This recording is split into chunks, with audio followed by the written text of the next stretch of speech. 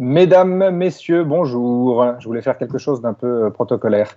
Bienvenue sur ce live à propos des chatons d'or. On a la chance aujourd'hui de pouvoir échanger avec Laurent Alias, qui va se présenter dans quelques secondes, qui est le fondateur de l'agence Josiane et des chatons d'or, justement, éleveur de chatons, comme il aime à le dire. Pour ma part, je m'appelle Pierre-Édouard Schmitt, je suis le directeur de l'ESP Paris et j'ai beaucoup de plaisir à vous retrouver aujourd'hui et je vous remercie de partager ce moment avec nous. N'oubliez pas que nous sommes en live et que c'est l'occasion de poser des questions à Laurent. L'idée là de cette petite rencontre, de ce Come Inside, de ce Come and Talk, excusez-moi, l'idée de ce Come and Talk, c'est justement de découvrir les activités de l'agence Josiane et on a 2-3 informations à vous donner à ce propos avec l'ESP puisqu'on a eu l'opportunité de collaborer récemment et bien évidemment de parler des chatons d'or. C'est quoi les chatons, l'ADN des chatons, l'édition 2020 dans la situation que nous connaissons qui est particulièrement en ce moment pour tout ce qui est aussi événementiel. Et du coup, les Chatons d'Or, c'est un festival. Je laisserai évidemment Laurent en parler dans quelques instants. N'hésitez pas à poser des questions. Je remercie d'ailleurs nos camarades Julien et Jérémy qui font la régie depuis Bordeaux, qui nous accompagnent. Et je remercie aussi Laurent et toutes les équipes des Chatons qui partagent aussi notre live sur leur propre réseau. Alors, Laurent Alias, qui es-tu ? Je suis Laurent, bonjour, enchanté. Même si on se connaît très bien, Pierre-Édouard, depuis quelques années. Bonjour à tous les étudiants de l'ESP et aussi de l'ESD. Qui je suis donc le cofondateur de l'agence Josiane, qui est une agence d'idées.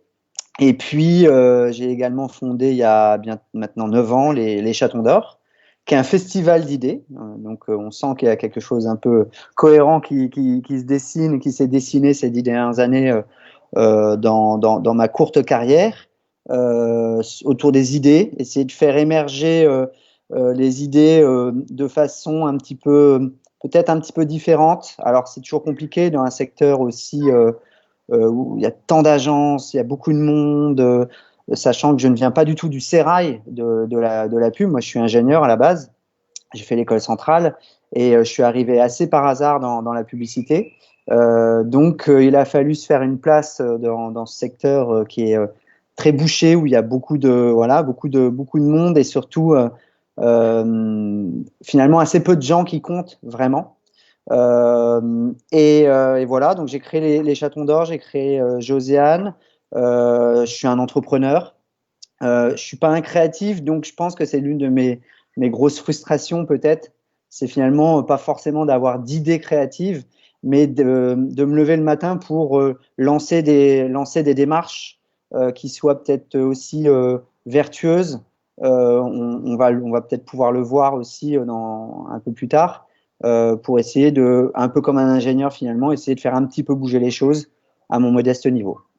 Bien, et dans tes nombreuses casquettes, j'en profite quand même pour souligner le fait que tu fais partie du comité d'experts de l'école et que du coup, on bénéficie aussi, alors non pas de tes talents créatifs comme tu le dis, même si tu en as de nombreux, mais justement de toute ta connaissance du secteur et de ton souhait de faire évoluer les choses. Et j'en profite bien évidemment pour remercier les autres membres du comité d'experts. Je pense particulièrement à nos amis de l'AACC, qui organise le French Camp chaque année à Cannes à l'occasion des Cannes Lions. Et cette année, évidemment, pour toutes les raisons que nous connaissons, il n'y a pas de Cannes Lions. Et du coup, on embrasse Marie-Pierre, qui fait aussi partie du comité d'experts de l'ESP. J'en profite aussi, avant que tu puisses nous présenter justement l'agence Josiane, pour rappeler que l'école supérieure de publicité que je dirige à Paris est présente à Bordeaux et à Lyon, et ça c'est important aussi, et ça résonne aussi avec notre partenariat, puisque l'idée des chatons cette année c'était aussi de sortir. Paris c'est très bien, mais il y a plein de talents créatifs partout, et il y a plein de talents en région, qui sont peut-être mieux installés que nous sous le soleil plus souvent que nous dans l'année, et du coup, les saluer et aussi les inciter à poser des questions s'ils le souhaitent, puisqu'on a partagé ça sur nos réseaux. Rapidement, Josiane, du coup, une agence d'idées. Alors, c'est quoi cette agence? Qu'est-ce que vous faites de beau? Raconte-nous rapidement. Non, agence d'idées, finalement, c'est un autre mot pour dire agence de publicité, mais c'est vrai que le mot publicité, depuis quelques années, est peut-être mal perçu auprès du grand public. Et finalement, c'est un autre mot pour dire quelque chose qui existe depuis des dizaines d'années, voire même quasi 100 ans, même plus de 100 ans, avec Havas, la première agence de pub, c'était Havas. On s'est dit, en fait, avec Baptiste, quand on a créé Josiane il y a maintenant 6 ans, que lui, c'est un créatif, lui, il venait des grands réseaux publicitaires. Moi, j'avais créé une première agence digitale que j'ai revendue il y a un peu plus de 6 ans. Et on s'est dit qu'il y avait peut-être une petite place à prendre. Alors, il y a plein d'autres agences, mais une place à prendre entre les très, très grosses agences, même les grosses indépendantes qui ont fait leur trou sur le marché depuis 10 ou 15 ans, et puis cette mirambelle de toutes petites structures qui bossent, ça peut être des freelances ou des micro-agences, et d'être une taille que moi j'appelle parfaite, sans vouloir me vanter, d'arriver assez rapidement à 25 personnes pour pouvoir rester très agile tout en restant très haut sur la marque. Évidemment, une agence créa, mais la créa n'est qu'un moyen finalement de faire passer, de construire des marques, de les ancrer dans la société, de les rendre vertueuses. Et donc voilà, on est 25 aujourd'hui, on vient d'emménager là dans le 9e Dans de beaux arrondissement. locaux, manifestement. J'ai eu droit à un angle un peu gauche-droite juste avant qu'on commence le live. Tiens à vous dire. Là, vous pouvez voir, là on voit pas mon doigt, si, là vous pouvez voir Josiane, donc qui est juste là, hop là. Et là, ma mère, qui s'appelle Claire, on a préféré l'agence Josiane parce que l'agence Claire, ça marchait moins bien. Mais Josiane, c'est la maman de Baptiste, donc l'autre fondateur de Josiane. Donc Baptiste est à la fois fils et papa de Josiane, ce qui est un peu schizophrénique. Je ne sais pas si vous m'avez perdu, mais c'est un peu ça. Et puis aussi un gros sujet depuis l'année dernière, pour vouloir vraiment affirmer ce positionnement d'être une agence le plus haut possible sur la marque, la plus globale possible, comme peut l'être une vraie agence de publicité, mais tout en restant à taille humaine, 25. Et ben, on a créé les Cousines de Josiane. Les Cousines de Josiane, qui est un réseau de 100 experts complémentaires à l'idée, qui nous permet de gagner en expertise sur des sujets qu'on ne maîtrise pas finalement en tant qu'agence conseil. Notre premier rôle, c'est de dire quand on sait faire et quand on ne sait pas faire.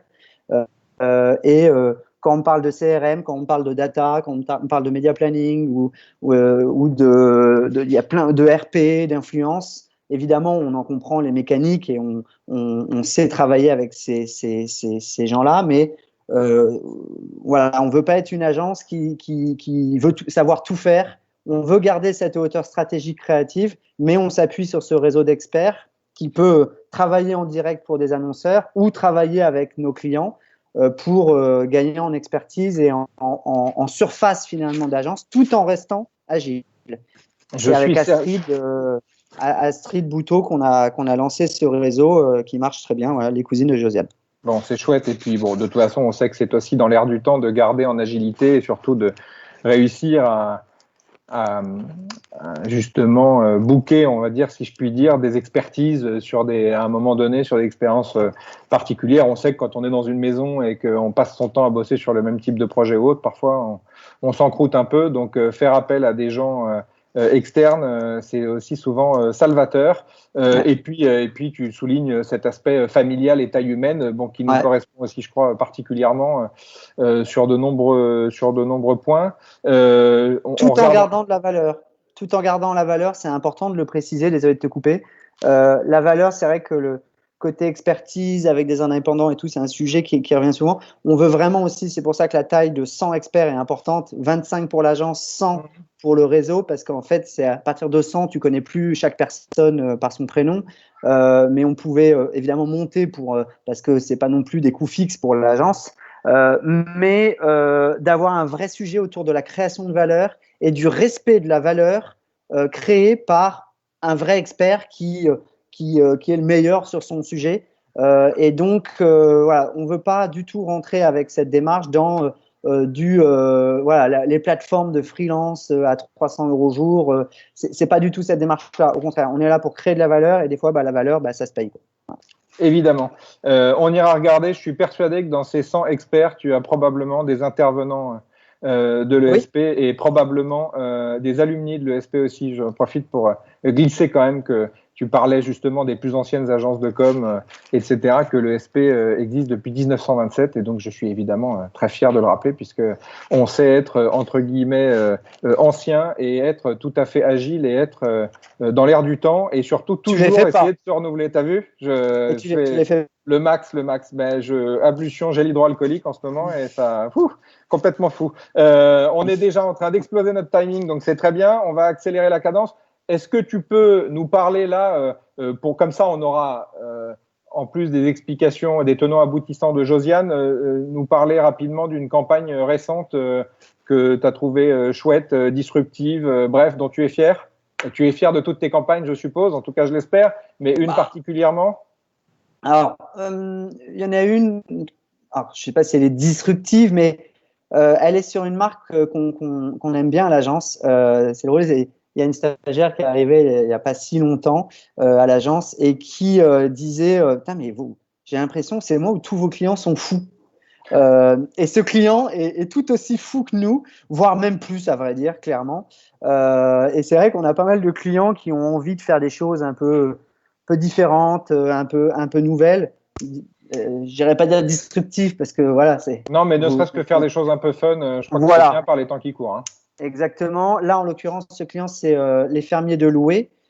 Fermiers de Loué, qui est une problématique pas simple parce que ils sont très très engagés depuis le début, hein, depuis une soixantaine d'années. Mais ils l'ont pas assez dit finalement. Ils n'ont pas assez raconté en quoi ils étaient engagés et qu'est-ce qui faisait qu'ils étaient différents des autres et que ce qu'ils faisaient, ils le faisaient bien avec des poulets réellement élevés en liberté. Il n'y a pas de poulet en batterie, il n'y a pas de tout ça. Et en fait, ils arrivent à un moment où tous les acteurs de l'agroalimentaire a absolument vidé de leur sens les mots. Le mot engagement est même lui-même vidé de son sens. Voilà, donc il y a une sorte de bataille des mots qui fait que ils se sont retrouvés un peu acculés à plus pouvoir dire ce qu'ils sont sans être comme les autres finalement, alors qu'ils sont réellement comme les autres. Donc on a une grosse campagne télé qui est sortie en décembre dernier sur le rien. À Loué, ça fait 60 ans qu'on ne fait rien. Quand tout le monde dit tout, et qu'ils accumulent les labels, les preuves, on en rajoute, nous, on est reparti de zéro. On est un peu comme un reboot finalement. Ce que la nature fait finalement très naturellement avec une nouvelle signature libre par nature et sur rien. Et puis une campagne très récente, plutôt une activation où c'est une marque engagée, on l'a dit, et c'est une marque qui peut agir. On sent qu'il y a les espaces publics s'interpénètrent les uns dans les autres. Et juste avant le confinement, on a eu vraiment une toute petite fenêtre de tir sur le premier tour des élections municipales. Loué a entre guillemets présenté une liste engagée. Et leur seule étiquette, c'est le bien-être animal. Alors, on a créé, donc on a fait les élections municipales. Donc, on se prend pas au sérieux. C'est une marque qui se prend pas au sérieux. On a fait un programme politique pour ces élections municipales. On a fait plein de contenus. On a fait un discours avec une poule qui caquette. Et on a même eu le directeur général des fermiers de Loué qui a été sur les marchés au Mans, dans la Sarthe. Et il a été tracté. Et il a été tracté et il y a même eu l'AFP local qui est venu, qui l'a filmé et tout, et il a eu plus de succès ouais, c'est la vidéo d'après là sur le site internet. Yves de la Fauchardière, il a même eu plus de succès que les mecs, Qui étaient en train de faire leur promo. les autres maires, prétendants à la mairie de Sarthe, qui faisaient le tour du marché. Et on sent qu'il y a une vraie authenticité. Tu les vois, ils vivent leur marque, ils vivent leur. Même, j'ai envie de dire, c'est une collective, donc le mot marque, ils sont bien plus que ça. Et donc, ça leur allait bien. Et voilà. Donc, je trouve que c'était une activation qui avait du sens. Et on sent que les marques, j'ai envie de dire, encore une fois, ou les entreprises ont un rôle sociétal à jouer. Et c'est aussi ce qu'on essaye de faire, et notamment avec un acteur comme Loué. Je préfère le mot acteur finalement à marque parce que un acteur engagé qui rassemble voilà, une coopérative de fermiers qui essaye de faire bouger les lignes dans l'agroalimentaire, dans ce qu'on met dans nos assiettes. Donc voilà, c'est important de le dire. Bon, eh ben, chouette campagne. Et je me permets quand même de souligner l'importance, effectivement, particulièrement en ces moments de trouble, de réussir à mettre un peu de décalé et du fun. Et effectivement, comme tu le dis, quand ce ne sont pas des acteurs, entre guillemets, mais justement les collaborateurs eux-mêmes qui jouent le jeu de mettre en avant leur marque, on sait que ça se fait beaucoup maintenant, mais c'est tellement plus sain d'avoir des gens qui aussi parlent d'un sujet qu'ils connaissent, quoi, parce qu'on a aussi connu des versions bien différentes et qui sont souvent finalement assez insipides. Du coup, comme transition, parce que du coup, là, je crois qu'on a bien compris comment tu fonctionnes chez Josiane et là, nous présenter un projet qui t'a tenu à cœur et qui est très récent, là, particulièrement. Je voulais aussi qu'on partage avec la communauté le fait qu'on a eu l'occasion, juste avant le confinement aussi, on a eu beaucoup de bol parce que ça aurait pu se tourner différemment, de travailler avec des étudiants de l'ESP, les étudiants en troisième année Strat Digital et les étudiants en troisième année création publicitaire, parce qu'il y a différentes expertises dès la troisième année à l'ESP, de les faire travailler sur une marque que je croyais française, hein, très honnêtement entre nous, qui est la marque Singer, qui s'avère être une marque américaine, très ancienne marque aussi, que vous avez réactivée, si je puis dire, en France. Et du coup, tu m'as proposé de mobiliser des talents de l'ESP pour les faire travailler. Et je me permets, c'était pas roulement de tambour, mais de dire qu'on a aussi, et je suis très heureux de ça, mobilisé les étudiants de l'ESD, l'École supérieure digitale, qui est la petite sœur de l'ESP, de justement mixer des équipes. Et du coup, on a mobilisé une centaine d'étudiants avec des étudiants donc des deux spécialisations de l'ESP et de l'ESD pour mixer. Donc, ils se connaissaient pas tous. Donc, ça a été une rencontre humaine. Pendant une semaine, tout le monde a bossé. On a fait les presses le vendredi 13 mars, messieurs, dames. Donc, le vendredi 13 mars, c'était juste avant le confinement. Donc, voilà. Vous voyez d'ailleurs des vidéos du briefing de Laurent qui est venu le lundi matin pour présenter Josiane, présenter un certain nombre de campagnes. Et je crois que c'était plutôt inspirant pour l'ensemble de nos étudiants. J'avais mis d'ailleurs, vous l'avez pas vu là, mais j'avais mis mon petit costume Bordeaux. Donc, quand je mets les costumes Bordeaux, c'est quand même les grands jours. Voilà, mon costume Bordeaux. Et du coup, les étudiants ont bossé. Il y a eu 10 agences. Et je crois, donc je voulais que tu puisses en toucher deux mots, vraiment des recos top. Et en plus de ça, pour des étudiants de troisième année, je ne dénigre surtout pas la qualité d'étudiants de troisième année, mais de ce que tu m'avais dit, de choses qui étaient quand même extrêmement quali. Donc, je veux bien que tu rebriefes rapidement et que tu donnes peut-être 2-3 exemples de ce que tu avais eu en coup de cœur, ne serait-ce que parce que étant et qu'après, on est passé, comme tout le monde le sait, un peu en mode confinement, on n'a pas vraiment eu le temps de faire le débriefing qui se doit et qu'on fera dans les semaines qui viennent. J'en profite pour le dire aux étudiants de troisième année de l'ESP et de l'ESD qui nous écoutent probablement. Ouais. En effet, déjà, un mot sur l'expérience finalement que vous essayez de créer et ce lien que vous essayez de créer entre les deux écoles, entre l'ESP et l'ESD. On le sait, il n'y a plus de frontières. Moi, c'est aussi un des sujets qu'on essaye de traiter, aussi bien chez Josiane avec les cousines ou même côté chaton, essayer de décloisonner les approches au maximum pour essayer de réfléchir le plus globalement possible sur les marques, mais même sur les organisations, les entreprises, voire même des fois quand on parle de sujets encore plus hauts, là on a un acteur public, par exemple Pôle emploi sur lesquels on travaille, on réfléchit à des sujets qui sont des sujets de société. Et donc, il y a plus de frontières entre le digital, la pub, la marque, tout ça, c'est à essayer de considérer le plus globalement possible. Donc, c'est très bien de démultiplier, comme tu le fais, comme vous le faites, le lien entre le SP et le SD. Ça a été une expérience intéressante parce que c'est vrai que le pitch, les pitchs des différentes agences a eu lieu le vendredi juste avant le confinement. Moi, c'était hyper chaud, je m'en rappelle. J'avais vraiment un agenda hyper tendu pour préparer le confinement qui est arrivé. Même la cliente, elle est arrivée un peu en retard. Moi, j'ai dû partir. Ah oui, on était en mode, commando. Voilà. Donc, je m'excuse aussi auprès des étudiants si on a essayé de faire vraiment au mieux dans le respect de votre travail, parce qu'il y a eu du vrai travail de fait.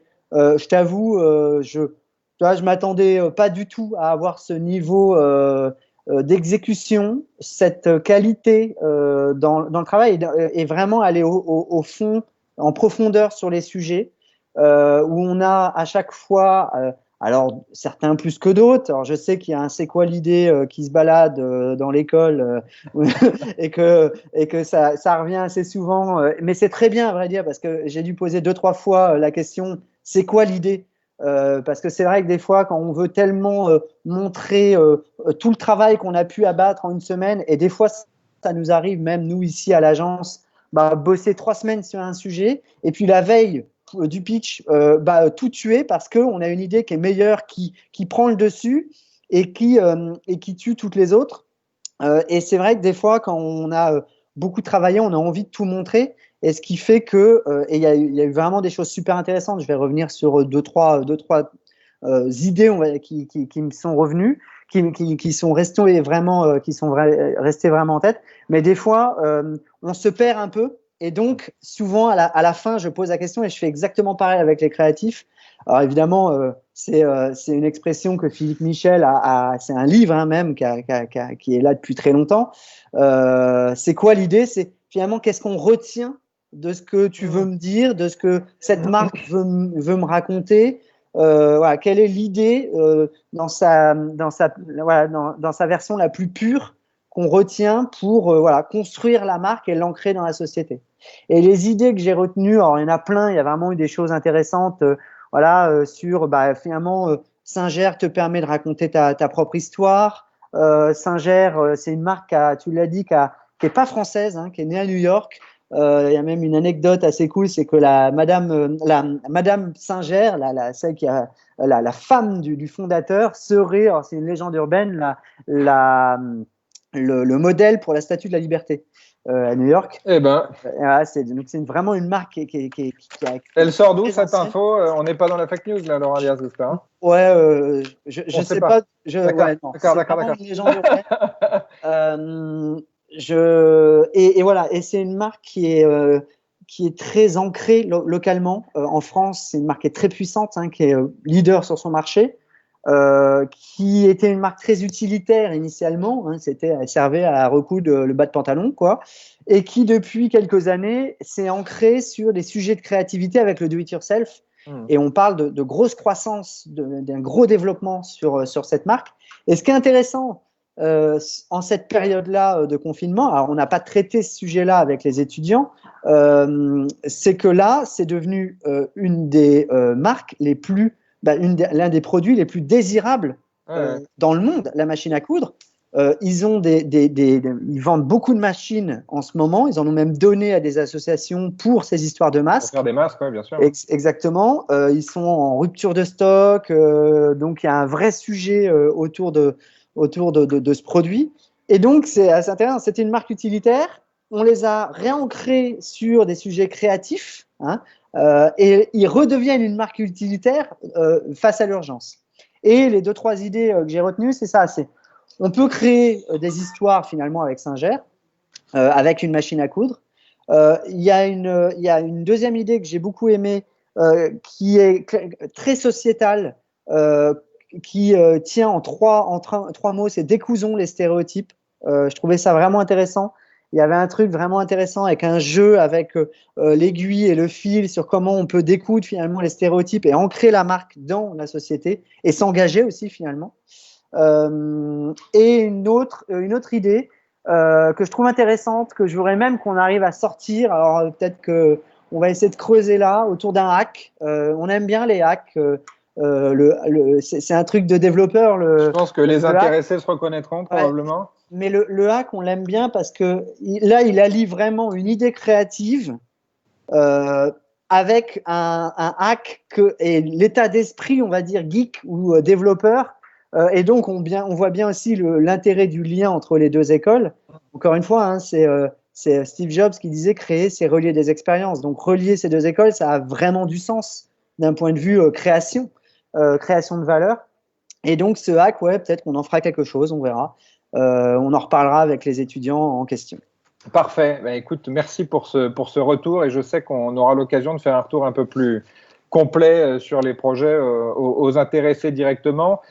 C'est une des forces très importantes hein, de l'ESP, évidemment, historiquement, qui est quand même l'école du projet et l'école de l'action professionnelle, puisque la majorité de nos étudiants sont en alternance en tant que collaborateurs d'entreprise. Et évidemment, je pense que si on voit aussi des qualités de projet à ce niveau-là dès la 3e année, c'est pas pour rien. Je crois que les programmes pédagogues sont vraiment qualitatifs, que les intervenants sont aussi tous des pros en activité et que la capacité de pouvoir bosser en agence ou chez l'annonceur, d'apprendre, de gamberger en permanence, fait évidemment totalement sens. Et c'est pour moi une transition parfaite pour dire qu'évidemment, en plus de l'ESP qui est partenaire historique des Chatons, je suis très heureux aussi qu'on ait fait un combo, si je puis dire, avec l'École supérieure du digital, donc l'ESD, la petite sœur de l'ESP, puisque l'ESD est aussi partenaire des Chatons. On sait qu'aujourd'hui, et quand tu parles d'activation au niveau de campagne,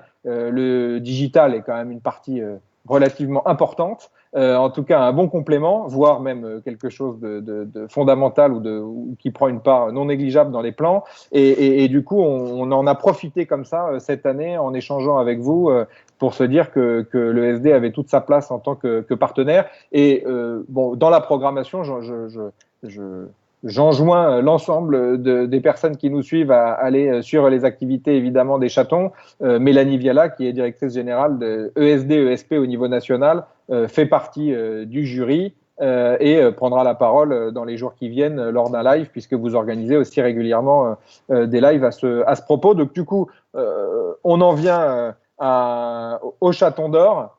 C'est quand même le point essentiel. On a fait une longue intro, mais je pense que c'était quand même bien parce que on en profite et puis on est en live, on fait ce qu'on veut. Voilà, donc c'était notre moment. Et effectivement, Laurent, on se connaît bien et on a fait les 400 coups au Cannes Lion en écrémant aussi toutes les soirées et toutes les belles plages et en faisant plein de réseaux. Et on a vu plein de gens et on a constitué plein de réseaux pros. Et c'est chouette aussi, et je crois que c'est aussi ce qui nous anime, que finalement rencontrer des gens sans savoir, on n'a rien à leur vendre, mais juste rencontrer, on n'est pas à l'abri d'une belle rencontre. Et du coup, on a rencontré beaucoup de monde. Et j'en profite pour te remercier parce que par ton intermédiaire, en participant au Chaton, j'ai rencontré énormément de personnes chouettes à titre humain. Et c'est aussi beaucoup de personnes qui, quelques années après, j'ai collaboré. Quand on s'est connus, je dirigeais pas du tout une école de communication, publicité, marketing comme l'ESP. Et il n'en reste pas moins que j'ai rencontré plein de gens dans ce milieu, alors que j'avais pas de Par contre, j'avais des atomes crochus à titre humain, mais on travaillait pas ensemble. Et aujourd'hui, on a l'opportunité comme ça de travailler ensemble. Donc, je suis très heureux. Et puis clairement, ce qui fait aussi la différence au-delà de la formation et du parcours pédagogique entre une école et une autre, c'est aussi sa capacité à créer du lien avec l'entreprise, parce que c'est aussi ça la vraie vie derrière. C'est aussi pour ça que c'est bien qu'il y ait des alternances à l'école. C'est bien qu'il y ait beaucoup d'intervenants professionnels qui viennent, qui, au-delà même de la théorie, viennent montrer ce que c'est que cette vraie vie. C'est quoi entreprendre, c'est quoi créer, parce que c'est beaucoup d'étudiants ont de plus en plus l'envie d'entreprendre ou ont envie de créer leurs propres projets et tout ça. Et c'est quoi, ça consiste en quoi, au-delà des connaissances techniques sur le digital, même sur les marques, sur la pub, etc. C'est quoi, quel choix faire professionnel à l'avenir, Où est-ce que je veux aller? Est-ce que je veux plutôt aller chez annonceur, en agence, etc. C'est plein de choses qui sont intéressantes et auxquelles on aura des réponses que si on se confronte avec des gens qui viennent, qui sont en agence, qui sont chez annonceurs ou qui font des choses ou qui entreprennent. Et ça, c'est une de vos forces, clairement. Voilà, l'autre fois, je me rappelle, tu nous avais invité à une soirée, il y avait nos amis de N26, je crois, oui, c'est ça. Exactement. Voilà, exactement. c'est des belles marques, c'est des nouveaux acteurs qui sont en train, là, on peut le dire, de disrupter des marchés. Et c'est vraiment intéressant que les étudiants se confrontent et échangent avec ces gens-là, quoi. Et écoute, on essaye autant que faire se peut de créer tous ces points de contact, et y compris, on enchaîne là pour parler des chatons justement sur le fait que même si on peut pas se voir en physique, ou qu'il faut se voir en faisant très attention, j'encourage à nouveau tout le monde à quand même être vigilant dans cette période de déconfinement. Du coup, on peut créer un certain nombre de points de contact, une multiplicité en ce sens. Et du coup, comme tu le disais, je pense qu'il y a un moment où il faut sortir du bois, et les chatons, c'est quand même la capacité de mettre en avant des talents qui ne sont pas toujours en lumière. Et du coup, je veux bien que tu réexpliques rapidement le pourquoi du comment des chatons, et évidemment qu'on parle de la programmation 2020. Ouais. Alors, les chatons, en quelques mots, c'est un festival que j'ai créé il y a 9 ans sur une idée que j'ai eue avec Maxime Werner à la toute base. Et On salue. qu'on salue. Maxime qui est fou, mais qui était plus un candidat au présidentiel. Je vous invite à aller voir son profil, il est hyper Il intéressant. est étonnant. Ouais. Il est passionnant. C'était en 2012, ça. Et les Chatons d'Or, c'est un festival d'idées, ouvert à tous, gratuit. Ouvert à tous et gratuit, c'est vraiment le positionnement même des Chatons d'Or, quelque chose qu'on revendique depuis 9 ans. C'est l'ADN, parce qu'on a eu l'idée, juste avant, tu parlais des Cannes Lions, on était à quelques jours des Cannes Lions à 9 ans, et on s'est dit, il faut créer quelque chose d'un peu nouveau, d'un peu différent, quelque chose qui va permettre à ceux qui descendent pas à Cannes, les jeunes et les moins jeunes, hein, c'est pas que les jeunes, les Chatons d'Or, c'est ouvert à tous vraiment, de participer, d'avoir un tremplin. Chaque année, c'est un événement. Alors, ça dure 2 mois. Il y a un appel à projet. Je préfère appel à projet que appel à campagne. Alors, au début, c'était un prix publicitaire, mais c'est devenu au fur et à mesure un festival d'idées sur tous les champs de la société. On fait cet appel à projet pendant 2 mois. Donc là, on est en plein dedans. Et une remise des prix, souvent courant juin. Là, ça va être début juillet, je crois que c'est le 9 juillet. Une remise des prix dans un lieu souvent assez magique. On l'a fait au siège du Parti communiste français, l'espace Oscar Niemeyer, on était 2000. L'année dernière, on l'a fait au Palais d'Iéna, le Conseil économique, social et environnemental. On était un peu plus de 1000 dans un lieu qui est juste la 3e Assemblée de France, donc qui a beaucoup de sens par rapport à ce qu'on est, un lieu d'engagement, conseil économique, social et environnemental, et c'est ce qu'on essaye de relier, la création de valeur, le social, parce qu'on essaye de faire émerger des idées pour la société, et environnemental, c'est-à-dire aussi réfléchir à demain finalement. Alors aujourd'hui, là, depuis 2-3 mois, on n'entend que ça, le monde d'après, et demain, et demain. Mais nous, ça fait 9 ans qu'on essaye de se dire qu'est-ce qu'on peut faire à notre modeste niveau en faisant émerger les idées par le bas. J'aime bien cette image, faire émerger les idées par le bas, les faire remonter pour qu'elles existent et qu'elles aient une réalité dans la société et aussi économique. Donc là, cette année, c'est une édition un peu spéciale. On a évidemment pris les chatons, c'est l'événementiel. Alors les chatons, depuis 1 an, ça ont été repris par Pascal Cube et Paloma Bilosaliesh, que je salue. Pascal, qui est le patron de Sunglasses, et Paloma Bilosaliesh qui porte à bout de bras ce festival, et qui est corps et âme à faire vivre ces chatons d'or, parce que c'est quand même aussi un gros boulot, pas que 2 ou 3 mois dans l'année, c'est toute l'année finalement que ça se prépare. Là, on avait préparé une édition assez importante, et puis finalement, évidemment, il y a eu cette crise, il y a eu le Covid, donc on a pris le temps de réfléchir à ce qu'on voulait faire, donc on a laissé passer le début du confinement. Et puis après, on s'est dit que finalement, la raison d'être des Chatons d'Or était d'exister plus que jamais dans ces moments-là. Pour un, faire émerger les idées. Deux, ces talents, ces créatifs, ces créateurs, ces startups, ces assos, ces artistes, ces architectes, ces designers qui sont engagés, pas forcément, qui ont des idées et qui ont, entre guillemets, envie de faire autrement, entre guillemets, qu'ils aient un terrain de jeu. Et c'est le thème de cette année, autrement. En un mot, on s'est dit, voilà, comment on fait pour essayer de ne pas être dans le monde d'après et demain, tout ça. Tout a été un peu éculé. Alors, j'ai envie de dire, autrement, est aussi éculé parce que voilà, c'est un livre qui a une quinzaine d'années de Jean-Marie Dru, si mes souvenirs sont bons. Je ne sais plus si c'est Jean-Marie Dru ou Philippe Michel. C'est aussi une tautologie.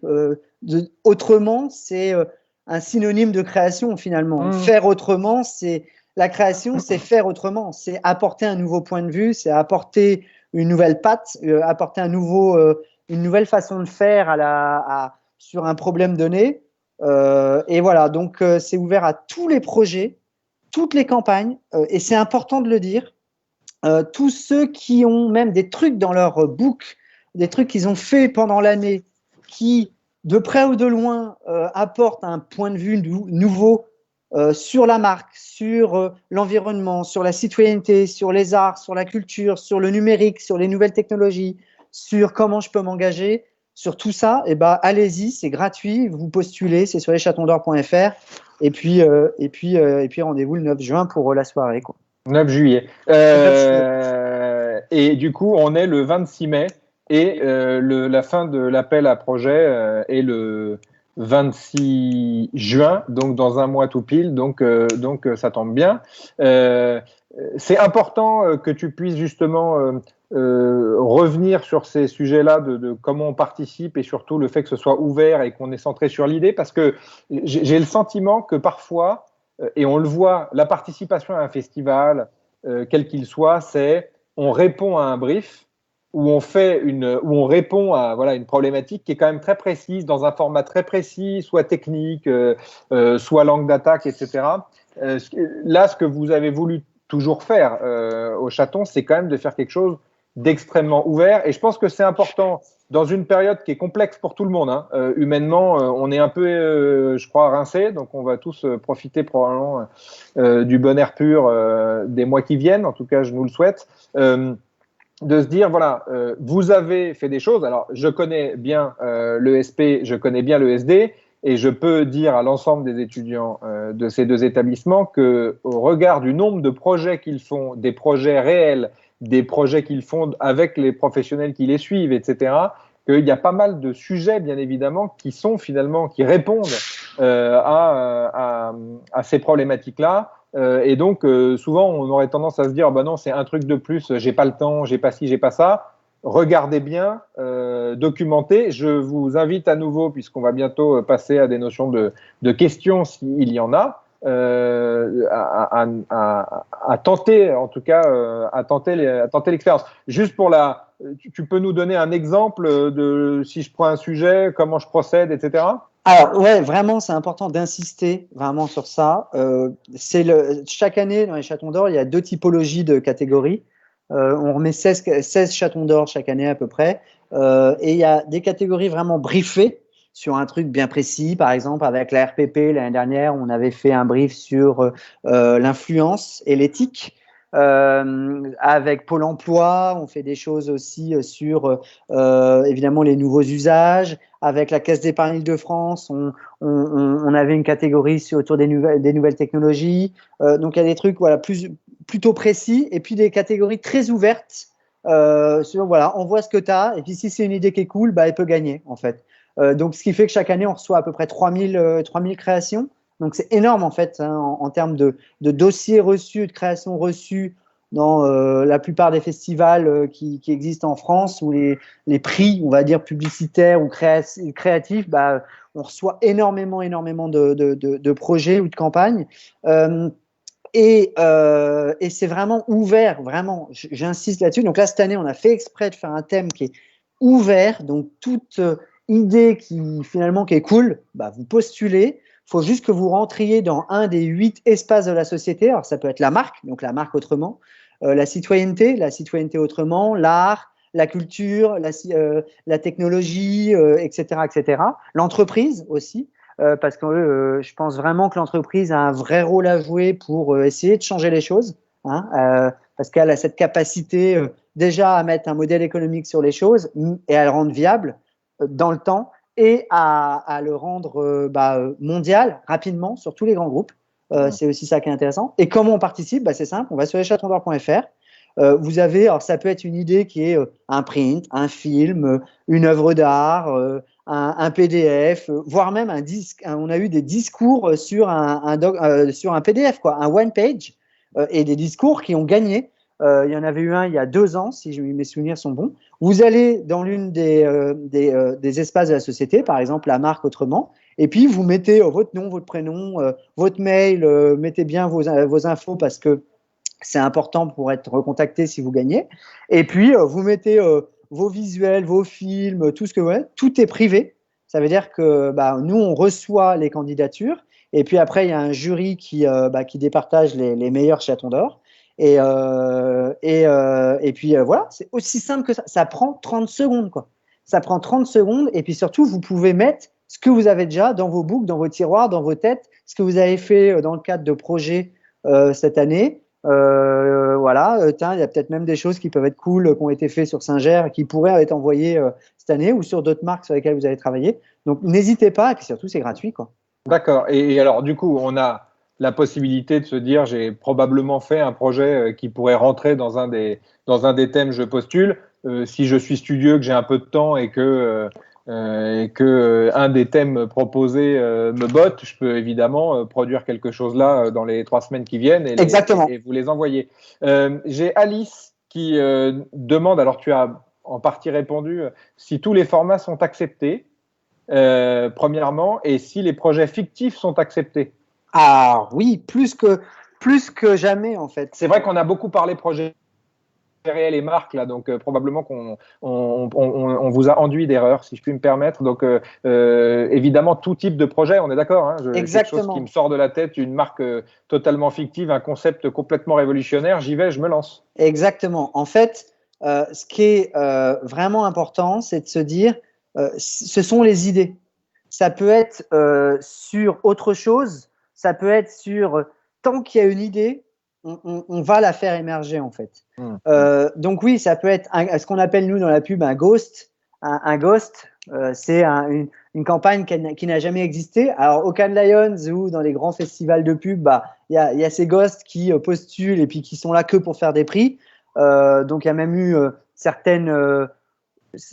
certains abus, on va dire, sur ces sujets-là. Ouais. Nous, on va dire qu'on l'assume parce qu'à partir du moment où on se dit on veut faire émerger les idées, les talents, les nouvelles générations, et puis tous ceux qui méritent d'émerger, on va accepter en fait et assumer des ghosts, des faux, je sais pas, une idée de start-up qui n'existe même pas encore. Vous envoyez 3-4 slides pour expliquer votre start-up ou une vidéo où, ça peut gagner. Je pense notamment, pour vous donner un exemple, il y a 4 ou 5 ans, il y avait eu un mec qui s'appelle Yacine qui avait créé un truc qui s'appelle Humans Relay, qui était une appli. Elle n'existait même pas encore. Elle n'était même pas encore développée, qui s'appelle Humans Relay et qui reliait les gens avec et sans abri pour définir les besoins locaux des sans-abri. C'est un mec de 23 ans qui faisait des maraudes avec le Resto du Cœur, hyper engagé et tout, et qui reliait les besoins des sans-abri avec les gens autour d'eux pour aller amener une couverture, à bouffer, etc.,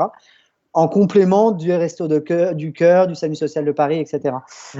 Et donc, c'était intéressant et c'était cool parce que la Caisse d'épargne de France, qui est partenaire Chaton d'Or depuis de longues années, avait décidé en live sur scène de financer le projet.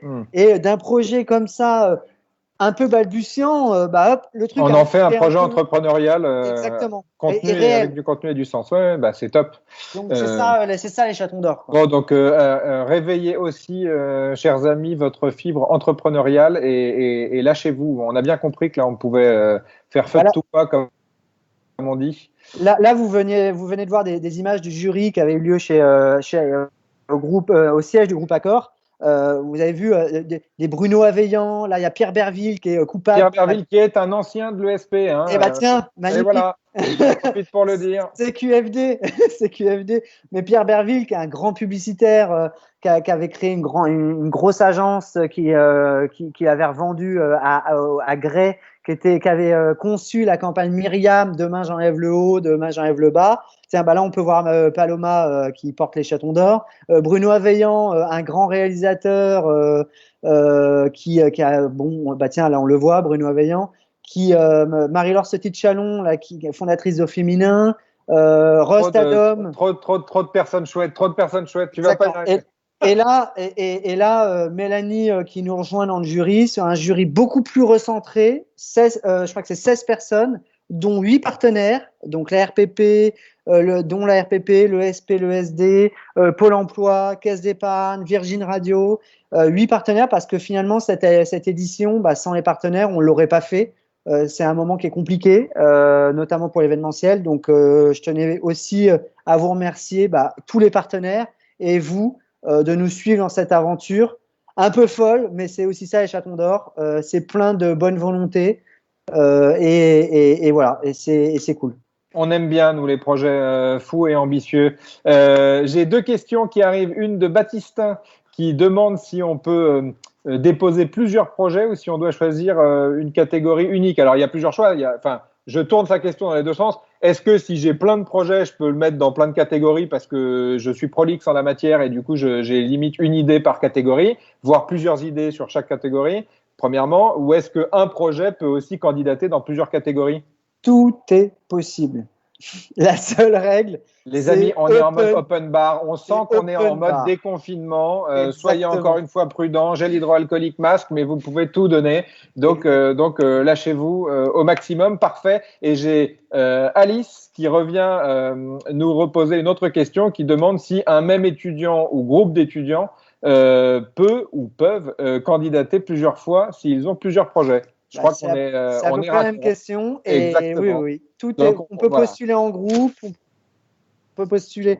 Il y en a certains qui envoient 10 ou 15 trucs par an. La seule chose, c'est que si vous postulez en groupe après, vous allez, je sais pas, faire photocopie du chaton ou vous le prêtez. Alors d'ailleurs, je voulais poser une question un peu basique, mais aujourd'hui, avoir un chaton ou être dans les finalistes, parce qu'il y a quand même des gens avec des coups de cœur, etc. Ça a du sens professionnellement, parce qu'on rigole là, etc. Mais aujourd'hui, toutes les agences, l'écosystème, en tout cas français, connaît les chatons d'or et ça a une valeur sur son CV ou comment ça se passe? Alors, il y a eu un baromètre qui a été fait, alors pas du tout par nous, je crois que c'est par BVA Lamlight, sur les prix et la connaissance des prix par les entreprises. Et les chatons étaient dans, je sais plus, top 5 ou top 10 et étaient ressortis naturellement, alors que nous, on n'avait rien fait, étaient ressortis naturellement auprès des entreprises. Donc oui, entreprises, annonceurs et agences. Et donc oui, ça a du sens. On le voit, moi, c'est assez drôle. Je reçois, là, à l'agence, on reçoit à peu près 15 ou 20 CV par jour. Et il y en a certains qui mettent dans leur CV, j'ai gagné un chaton. Alors certains, ils savent même pas que c'est moi qui ai créé les chatons d'or. Même des fois en entretien, j'en ai eu une fois qui me parle qu'il a gagné un chaton d'or. Je dis oui, je le savais, je le savais, je connaissais ta création. Je connais du monde. Je connais un peu de monde. Voilà, je connais les chefs, très bien. Et en fait, on voit que déjà les créatifs, les créateurs sont assez fiers et de plus en plus de dire qu'ils ont gagné un chaton. Parce que je pense que le festival est devenu vraiment crédible. Alors, au début, quand on l'a lancé, on essayait de trouver des dotations, des trucs pour essayer de donner une carotte aux gens pour qu'ils postulent. Finalement, aujourd'hui, il n'y a pas du tout besoin. Il y a une telle visibilité. Quand tu reçois ton prix devant 2000 personnes, que derrière, tu as je ne sais pas combien de retombées médias, et on essaye de plus en plus d'avoir un suivi sur là, vous pouvez voir sur la plateforme des chatons d'or, on a fait des interviews sur chaque gagnant. Alors il y en a encore qui arrivent sur qu'est-ce qu'ils sont devenus, et on voit qu'il y en a qui sont vraiment devenus quelque chose dans le milieu. Alors grâce aux chatons, je sais pas, mais Je sens Non, mais c'est que certains, ça les a aidés. Oui, probablement un élément déclencheur, on le exactement. sait, C'est un tremplin. humain, qui est de dire, OK, je l'ai fait, je sais faire, on a reconnu mes talents, et probablement je prends un peu plus de risques, ou en tout cas j'ouvre un peu plus ma bouche pour parler d'une façon correcte. J'ai Corentin, mais j'ai envie de répondre à ta place, mais je vais quand même te laisser, qui demande si les projets concrets sont plus pertinents que les projets fictifs. Projet fictif, il va devenir concret très vite, ou comment ça se passe? Alors, c'est sûr qu'un projet avec une belle idée, qui en plus est exécuté avec une exé qui est meilleure, eh ben, c'est mieux. Maintenant, quand on postule, ah oui, c'est important, on demande toujours le contexte de ta création. Et qui es-tu? Si tu es je dis n'importe quoi, un mec qui fait de la 3D, ou une femme qui fait de la 3D depuis 20 ans, et que tu fais un film en 3D de fou, alors qu'à côté, il y a un étudiant qui sort d'école et qui a fait un film en 3D qui est magnifique, et qui sont équivalents, ben, on va aussi prendre en compte euh, qui tu es, et les moyens que tu avais à disposition. Il y en a qui ont des moyens énormes. Le Grand Prix de l'année dernière, c'est un film en 3D fait par 5 étudiants, mais qui avait quand même des moyens dans un processus d'étudiants. Ils ont gagné des prix à travers le monde sur un film qui est magnifique, avec des poissons qui sont tous construits avec des déchets, en fait. Et on a toute une histoire de toute la chaîne alimentaire avec ces poissons qui sont des déchets eux-mêmes. Bah, évidemment, eux, ils avaient quand même des moyens. Donc, il faut quand même le savoir. Mais on a certains projets qui ont été faits dans une chambre avec juste un ordinateur, et puis avec des images de stock, et ils ont fait leur petit truc, et ça gagne un chaton. Parce qu'on va prendre en compte, sur une startup, c'est pareil. Sur une asso, bah, ça peut être un projet d'asso, mais s'il y a une idée maligne et on se dit, ah ouais, là, il y a un vrai truc qui est nouveau, et ben on va le récompenser, même si c'est pas encore existant.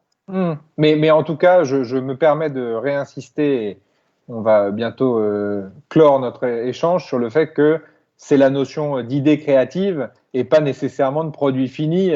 Je le dis pour être sûr qu'on ne se dise pas, faut maîtriser des outils et faire de la tech, hein, entre Exactement. guillemets.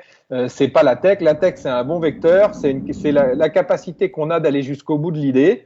Par contre, l'idée, ça reste l'idée, hein. On sait tous qu'il y a beaucoup de blockbusters américains avec des gros budgets. Franchement, on se dit, ils ont tout mis dans les effets, et on n'en garde a priori pas un souvenir impérissable. Par contre, il y a d'autres productions où ça nous a piqué au vif parce que ça nous a touché, qu'il y avait de l'émotion, il y avait de l'idée, et peut-être pas pour autant des centaines de milliards sur des effets. Donc, gardez bien ces choses-là. Là, Tout ce de même qu'on en voit, tête. c'est le film Le fameux je dont parlais tu tout à parlais l'heure, tout à l'heure. qui est absolument Exactement. magnifique, qui dure 5 minutes. Hein, c'est Donc, un court-métrage, là. Hein. on vous encourage à aller regarder sur la chaîne YouTube des Chatons d'Or. Vous reverrez bien évidemment ce film. Chers amis, on va bientôt clôturer. On a pris le temps, on lui a mis des droites, on l'a lâché, on l'a repris, on lui a remis des droites. Il est 18h24, hein, on devait terminer à 18h, donc tout va bien. Si vous avez encore quelques questions, c'est le moment. Et sinon, on va bientôt profiter, nous aussi, du temps pour aller s'aérer. Donc, tous sur un pied d'égalité, finalement. C'est plutôt le concept, d'où on le sort et pourquoi. Voilà, donc Corentin, je crois qu'on est tous d'accord pour dire que c'est quand même effectivement d'abord l'idée et la mécanique que vous voulez mettre en place qui prime sur le produit fini avec l'effet waouh. Donc voilà, je pense qu'il y a un jury aussi assez ouvert pour justement, en général, et je le sais parce que il y a quelques années, j'ai fait partie de quelques briques de jury des Chatons pour dire que ça bataille dure. Et que les jurys eux-mêmes ont chacun leur vision des choses, et c'est toujours complémentaire, et c'est toujours très sain. On me pose une petite question sur l'anglais. Est-ce qu'on peut faire évidemment ce rendu en anglais? Oui, Tout le monde est bilingue. bien Hein. sûr. Chaton d'Or, c'est un Ça peut festival même être en français, japonais, ça peut être. mais ça En miaule fait, dans il n'y toutes a les pas langues. de règle. Mais c'est ça qui est drôle, même dans le jury, chaque année modèle les Chatons d'Or un peu à où ils veulent l'emmener. L'année dernière, il y a eu des trucs hyper malins, hyper smart. Alors évidemment, il y a ce Grand Prix, là, on vient de le voir, bon, bah, qui est magnifique, en 3D, c'est fou, mais il y a vraiment des trucs hyper malins. Un exemple hyper que j'ai là en tête, il y a un team qui a fait pour KitKat. KitKat, c'est la pause have a break, have a KitKat. Et au boulot, on est tous à essayer de gratter des pauses par rapport à son patron, mais pas se faire griller. Et ben, ils ont créé des jeux sur Excel pour avoir une pause have a break où tu as un Excel, donc tu as l'impression que tu es sur Excel. Si le patron il passe derrière, donc c'est un vrai insight, il voit que tu es sur Excel, mais en fait, tu es sur un vieux jeu d'arcade ou un truc comme ça dans Excel ou dans Word ou dans PowerPoint. Et c'est brillantissime. C'est ça les chatons d'or. Même si le truc n'a pas été vraiment fait, le jeu n'a pas vraiment été développé. Non, en mais fait, l'idée, juste eu l'idée et ils l'ont vendu comme ça. On a tous envie d'y aller, quoi. C'est clair. Bon, très bien. Du coup, voilà, on me demande dans l'oreillette de bien confirmer que les candidatures collectives sont donc OK. Donc, a priori, si vous êtes un crew, vous pouvez candidater et vous vous battrez si vous gagnez pour vous prêter les chatons. Donc la finale, enfin l'event final, si je puis dire, la grande soirée de remise se fera en distance, sauf si cas exceptionnel, mais a priori on sait tous que les regroupements de personnes, c'est pas tout à fait la mode en ce moment. Donc le 9 juillet, et on est d'accord pour dire qu'à la rentrée il va y avoir un apéro géant des chatons quand on pourra tous à nouveau se voir pour fêter ça. On est d'accord, c'est important quand même. Bah dès qu'on pourra, on le fera. Mais oui, là le 9 juillet, ça sera une remise des prix virtuelle. Alors on est encore en train de réfléchir. Bah tiens, là on voit la campagne pour KitKat. On est encore en train de réfléchir à comment elle va s'architecturer. On veut faire un truc qui soit interactif, mais faut faire attention à ce que ça soit pas non plus une grosse usine à gaz, mais qui sera donc comme d'habitude ouverte à tous. Tout le monde pourra venir, un peu comme ce live finalement. Maintenant, il y aura pas de 2000 personnes qui pourront échanger en direct dans la vidéo, mais je pense qu'il y aura beaucoup de monde. Bon, donc on note aussi le 9 juillet pour cette soirée de clôture. Pour terminer, s'il y a une autre question qui arrive, j'en profite. Merci Laurent pour tous ces échanges. On sent que tu vis, et ça fait toujours plaisir, pleinement tes actions, et on est bien en phase, je crois, avec le SP. Du coup, on est encore une fois très heureux, nous aussi, de vous suivre, parce qu'effectivement, on a redébattu, c'était pas le projet initial, entre guillemets, par rapport au chaton classique, de se dire que sur cette version demi-confinée, déconfinée à distance, qu'on sait nous aussi faire autrement, y compris nous, nos établissements. On n'a pas annulé un cours, et quand il a fallu qu'on s'y mette, on a tout réinventé, on a fait autrement, et j'en profite pour remercier les équipes de l'école, toutes les équipes, la direction générale, les intervenants, les étudiants, parce que tout le monde était à la manœuvre et personne n'a failli. Et ça, c'est chouette parce que c'est jamais gagné d'avance, et on sait qu'en plus humainement, c'est quand même pesant ce genre de moment. Donc merci encore, et du coup je pense que les chatons c'est aussi un bon bol d'air pour closer, parce que ça fait partie des sujets de la maison. On en a parlé tout à l'heure, cette notion d'alternance, de stage, de projet réel, de bosser avec des agences, de bosser avec des annonceurs en réel, parce que c'est toujours plus sympa de bosser sur des projets réels que sur des projets juste d'exercice. L'alternance, les opportunités, toi tu sens les choses comment? Alors on sait que les agences elles fonctionnent avec les annonceurs, et que si les annonceurs font des campagnes, ça va se réenclencher. On le voit d'ailleurs dans la publicité en ce moment, hein. À un moment on était en bout de chaîne quand même, hein. Surtout l'affichage, les pubs, c'était voilà. Là on sent que déjà tout le monde se dit on est content de vous retrouver, et c'est vrai qu'on est content de se retrouver, c'est clair. Comment tu sens les choses? Et si on a des talents, et j'en doute pas, on en a plein, des talents qui se diraient je veux rejoindre Josiane, comment est-ce qu'on procède? Très simple, rejoindre Josiane, c'est work@josiane.fr. Ça nous arrive de prendre des alternances. Voilà, donc c'est juste un mail, vous envoyez votre CV, votre book si vous êtes un créatif, et on essaye vraiment de recruter des gens qui nous ressemblent, qui ont envie de faire partie d'une famille. Tiens, concernant les stagiaires ou les alternants, il y a une campagne qu'on a fait sur les chatons d'or l'année dernière qui était super, qui était intéressante, qui était Missing Credits. C'était simple. Chaque jour, il y a des dizaines de campagnes qui sont faites par des annonceurs ou des agences, qui sont envoyées aux grands médias de la com, Stratégie, CB News, etc., et dans lesquels il y a des crédits.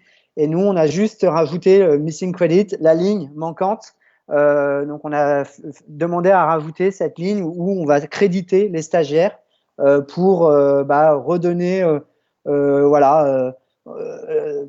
déjà attirer les jeunes aussi à vouloir faire ces métiers-là, les talents, parce qu'il y a du boulot, même si c'est dur, même si il y a quand même du boulot. Et si tu es passionné, il y a vraiment une place à prendre. Et voilà. Et ce truc-là, c'était une action, parce que c'est aussi ça finalement. C'est une action pour redonner du crédit aux stagiaires en rajoutant juste cette petite ligne. Ce pourquoi, merci beaucoup, on organise justement ce qu'on appelle du coup les comment talk, justement, de permettre aussi à des personnes extérieures de venir parler à nos étudiants. Et comme on se l'est dit, la plupart de nos étudiants sont salariés d'entreprise et du coup font partie justement de ceux qui font. Donc, merci beaucoup. Et j'en profite d'ailleurs pour vous dire que le 4 juin, on va faire aussi un petit Facebook Live avec Olivier Duban de TF1 Pub, justement pour parler du groupe, des métiers, de son métier, de sa vision des choses. Merci beaucoup, Laurent. Merci aux équipes de Bordeaux qui mettent en place ces lives et c'est toujours un vrai plaisir de bosser avec tout le monde. Moi, ça fait 1 an que j'ai pris la direction de l'ESP et c'est une vraie aventure humaine et je remercie bien toutes les équipes et je suis heureux parce que je suis une personne normalement constituée de bosser avec des gens que j'apprécie aussi à titre humain et de ramener mes amis dans cette aventure. Et là, c'est pas du piston, c'est souvent des gens qui eux-mêmes font. Donc voilà. Bisous à nos camarades de Bordeaux, à nos camarades de Lyon aussi, parce que l'ESP à Lyon, c'est une aventure complètement dingue qui cartonne. Donc, si vous êtes dans les parages de Lyon, allez faire un bisou à Stéphanie Perros. Qui sera contente de vous recevoir derrière son masque. Je suis en train de la mettre dans une situation pas possible en disant ce genre de choses, donc c'est très bien. Merci beaucoup Laurent, merci aux équipes, effectivement à Pascal et Paloma qui portent le projet Chaton maintenant et on se dit à très bientôt. Accrochez-vous aux réseaux sociaux de nos établissements et des chatons si vous ne l'avez pas encore fait pour suivre les activités de près. Et maintenant, vous savez, autrement, participez. C'est parti Laurent, à bientôt. Merci beaucoup. Merci à vous tous. Salut.